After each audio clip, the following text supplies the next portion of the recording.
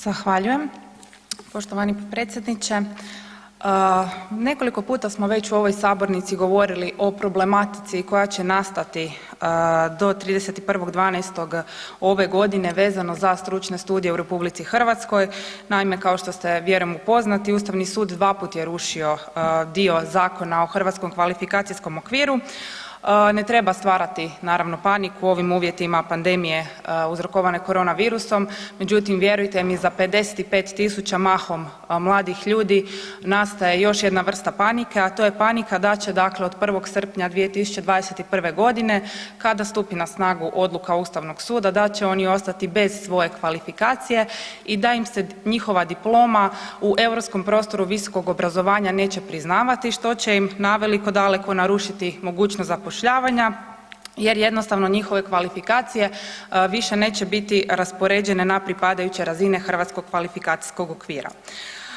Naime, dakle, iako postoji izdvojeno mišljenje 5 sudaca Ustavnog suda koji su lijepo taksativno naveli zašto je ta odluka u potpunosti pogrešna, zašto je ta odluka u potpunosti suprotnosti sa pravnom stečevinom EU, sa ostalim dakle hrvatskim zakonima koji reguliraju to područje, ipak dakle pod pritiskom dijela akademske zajednice tome se popustilo i sada dakle veliki upitnik visi nad glavama 55.000 diplomanata odnosno koji su stekli na stručnim studijima.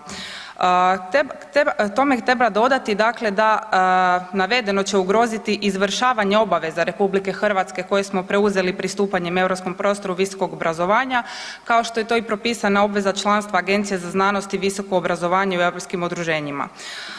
Mene zaista zanima i ovim putem pozivam ministra dakle da prestane da prestane održavati sastanke, da prestane iznositi dakle djelomične izjave putem medija i dakle da se donese jedno cjelovito rješenje koje će zadovoljiti i dakle sveučilišnu akademsku zajednicu, ali u prvom redu koje će dakle zadovoljiti i studente koji su studirali na tim studijima i teškom mukom stekli svoju diplomu.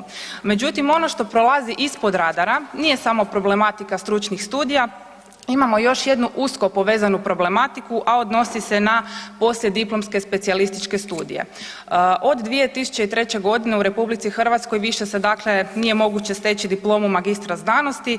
Vi dobro znate ono staro pravilo koje je vrijedilo da pogotovo u javnim službama i državnim tvrtkama da su ti magistri znanosti primali 8% dodatka na plaću, a doktori znanosti su primali 15%. Ukidanjem tog programa magistra znanosti od 2003. godine navedeno se pokušalo donekle zamijeniti poslijediplomskim specijalističkim studijima koji mora se naglasiti koštaju otprilike isto kao i magisterij znanosti, cijene im se kreću od nekakvih 30.000 kuna pa sve do 60.000 kuna za godinu dana izvođenja studijskog programa i treba reći danas ljudi koji su stekli, naši građani, tu diplomu oni su danas također nigdje.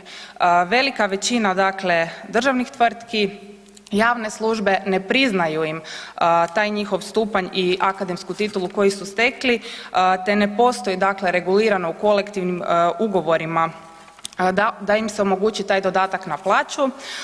Čak je dakle i povjerenstvo koje je bilo osnovano za tumačenje kolektivnog ugovora za službenike i namještenike u javnim službama navelo dakle kako se od 2003. godine ne postoji mogućnost stjecanja znanstvenog stupnja magistra znanosti te s obzirom na činjenicu da su specijalistički studiji postali sljedeći stupanj obrazovanja nakon diplomskog sveučilišnog studija, da će povjerenstvo ugovornim strankama kolektivnog ugovora omogućiti taj dodatak. Od tada, dakle to je bilo 2011. godine, 9 godina kasnije ništa se nije promijenilo.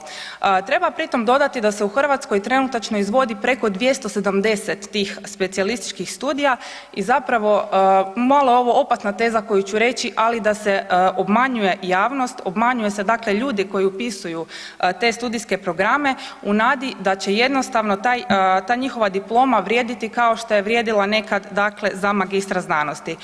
Treba jasno objasniti razliku i naravno treba omogućiti tim ljudima da im se prizna dodatak na plaću kakav se nekad ostvarivao i za magistre znanosti koji se provodio do 2003. godine.